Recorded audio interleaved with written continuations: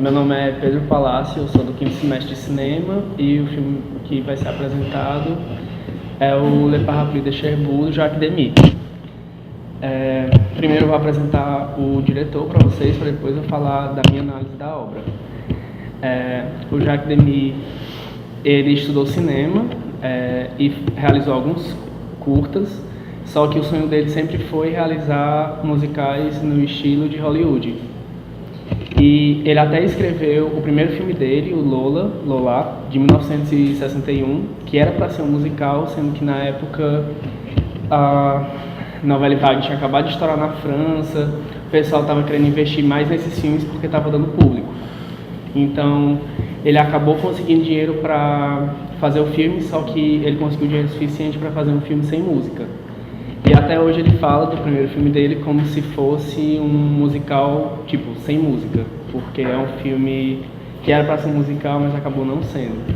E, tipo assim, ele ainda lançou 2 filmes, o Model Shop, que é a continuação do Lola, que foi gravado nos Estados Unidos, e foi o primeiro filme dele em cores, e depois ele filmou Le Bailli des Anges, que é a Baía dos Anjos, com a Jeanne Moreau, musa do cinema francês. E ele tem uma relação meio conflituosa com a Nouvelle Vague, porque esses 3 filmes são meio que enquadrados numa estética da Nouvelle Vague, sendo que são filmes que estão nessa estética por falta de verba, porque, na verdade, ele sempre quis produzir musicais. Tanto é que a maior parte do cinema dele é tipo musicais, são filmes fantásticos e obras bem diferentes do que estava sendo produzido, porque a Nouvelle Vague, eu acho que é um movimento muito conduzido por homens brancos, provavelmente de classe média, cis, e que tem uma visão muito machista de mundo. Tanto é que as inspirações da Nouvelle Vague são os filmes noir americanos e o western, que eram as inspirações para compor a estética desse cinema que acabou sendo a Nouvelle Vague. E o Jacques Demy, eu acho que ele traz uma visão muito queer do que seria fazer cinema na França na década de 60. Eu acho que talvez seja por isso que é um diretor que me instiga tanto, porque as influências do cinema queer, para mim, é uma coisa muito interessante, e eu acho que grande parte do cinema da década de 90 e atuais diretores como François Ozon, Christophe Honoré e vários realizadores que hoje produzem cinema queer na França são inspirados por Jacques Demy. E eu acho que ele abriu muito espaço para isso, e é justamente sobre esse aspecto que eu vou falar do filme dele. O Le Parapluie de Cherbourg foi o segundo filme em cores e o quarto filme dele foi um filme filmado em Technicolor. O Technicolor começou a ser usado no cinema, ficou marcado no cinema com a utilização dele no filme do Mágico de Oz em 39, e a partir disso toda a produção de musicais de Hollywood foi feita em Technicolor, porque esse uso de cores traz um caráter lúdico para a obra, o que acaba trazendo um tom fora da realidade.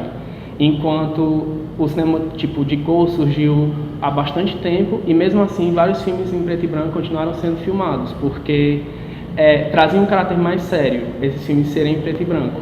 Então, a utilização de cores nesse filme eu acho fantástica, porque traz totalmente um caráter fora da realidade, porque nós começamos o filme com o primeiro capítulo, que é a despedida, que nós começamos em dezembro de 57, e a gente vê uma Cherbourg em chuva.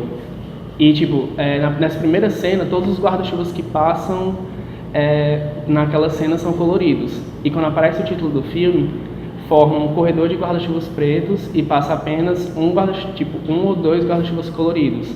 E esse corredor de guarda-chuvas pretos traz meio que o fim dessa história, porque uma característica muito forte da marcação dos corpos, da forma que essas pessoas se comportam, é o melodrama. E o melodrama é justamente a catarse da emoção. É como se fosse um conto de fadas que deu errado, porque tudo é bastante exagerado, tudo é dramático, todo movimento é demarcado e tem uma certa demora na execução, o que causa justamente essa apreciação do sofrimento. Eu acho um filme muito melancólico, porque eu acho que as cores, elas meio que ajudam, acaba ficando tão deslumbrado com todo o cenário, com toda a construção de cores, porque realmente as cores estão o tempo todo denunciando o dispositivo do cinema. No começo nós vemos os personagens que falam tipo, que ele está indo ao teatro e um fala que prefere o cinema, ou seja, você já lembra que você está no cinema. As cores o tempo todo é uma coisa muito irreal, porque provavelmente beira até uma estética kit, essa coisa de uma sala com papel de parede listrado verde com rosa, com um quarto com flores azuis, flores rosas com azul, e geralmente as roupas na mesma cor que o cenário, ou seja, você está o tempo todo sendo trazido, sendo lembrado de que aquilo é cinema, de que aquilo tudo é permitido, todo aquele exagero e toda aquela forma de se comportar porque você está vendo um filme. Ou seja, tudo ali é permitido, porque o Jacques Demy ele cria realmente um universo. E esse universo é muito ditado pelas influências dele, que é o musical e o cinema fantástico francês, que vai para essa questão de fábulas e histórias românticas.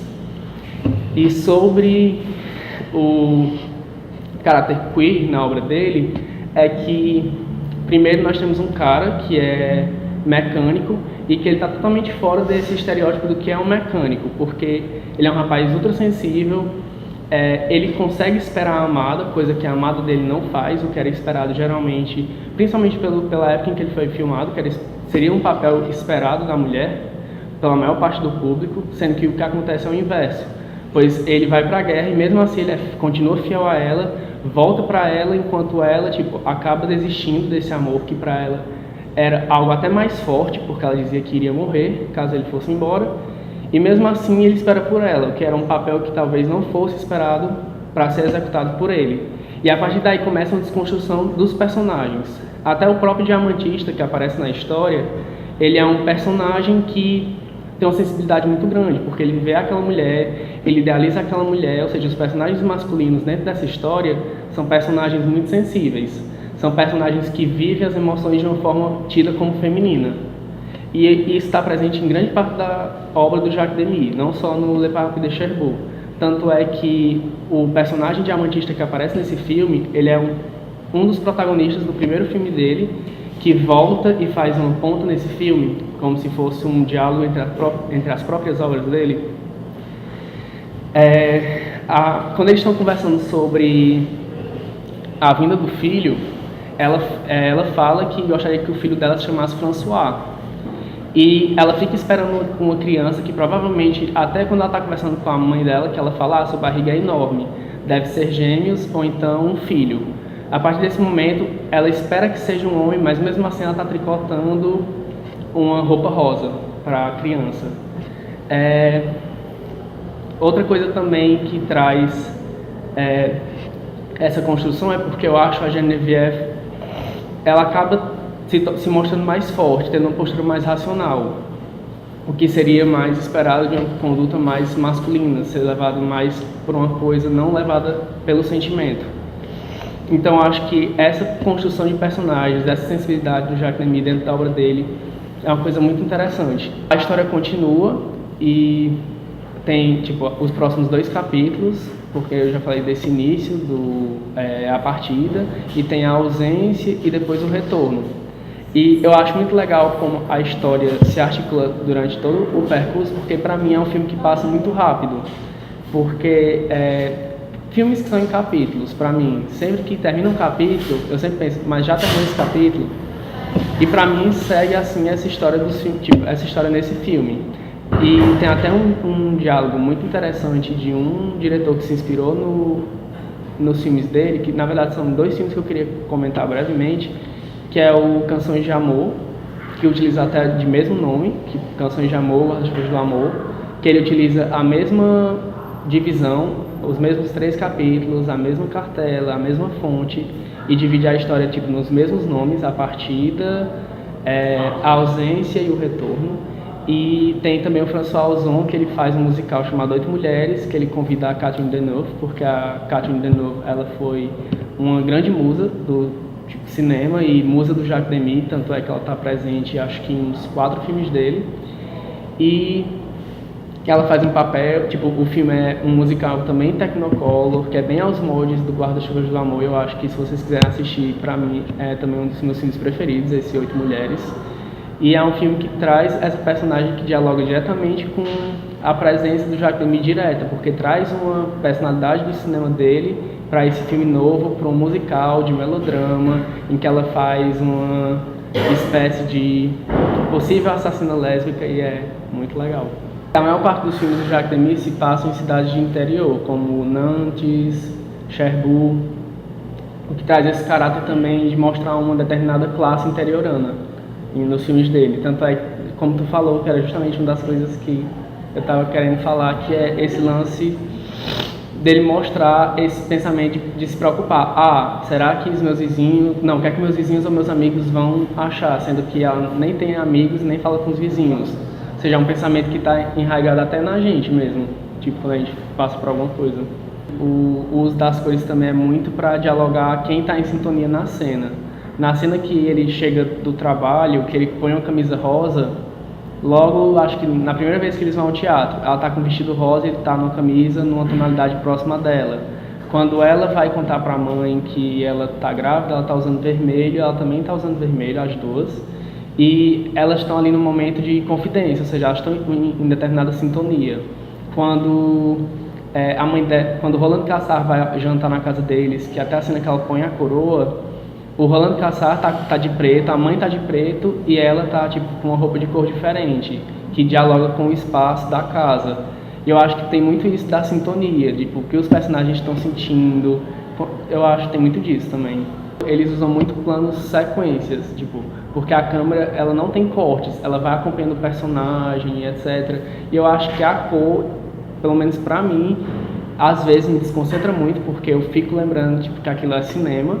E quando o personagem olha para a câmera, como ela fez várias vezes durante o filme, sempre que ela quer comunicar ao espectador o que ela está passando, às vezes você entende mais do que ela está sentindo pela forma, talvez, quando ela olha para a câmera, e você percebe quando ela está mudando, quando ela olha para essa câmera, porque ela está dialogando com o espectador. E eu acho que nesses momentos você vê ela olhando para você e você pensa, estou no cinema. E assim eu acho que é todo o percurso do filme, porque pelo menos pra mim, é uma coisa até que me desconcentrava um pouco, o que faz eu também crescer ainda mais o interesse pela obra, é essa marcação dos movimentos, é a utilização das cores, que pra mim é muito forte. E o tempo todo eu ficava, isso é muito massa. Quando você faz um filme que, pelo menos eu tô falando assim do que eu acredito, que quando você faz um filme que é inteiramente musicalizado, tem que haver uma certa unidade, o que traz esse aspecto de que talvez, parece que eles estão cantando em cima de uma música que eles apenas estavam falando e que foi algo musicalizado por cima. O que eu acho que, na verdade, quando você tem um musical que tem momentos de musicais e a história segue, a parte musical é o espetáculo. Quando você tem um filme desse que é em formato mais de ópera, que é inteiramente cantado, acho que fica muito mais difícil demarcar o que é realmente um espetáculo naquele filme, porque o filme todo é um espetáculo. Então a presença de música é tipo exaustiva, porque eu sempre acho que musicais que são inteiramente musicalizados exigem do espectador uma certa compreensão, um certo entendimento, porque musical já é um gênero difícil de aceitação, ainda mais esses que vêm em formato de ópera.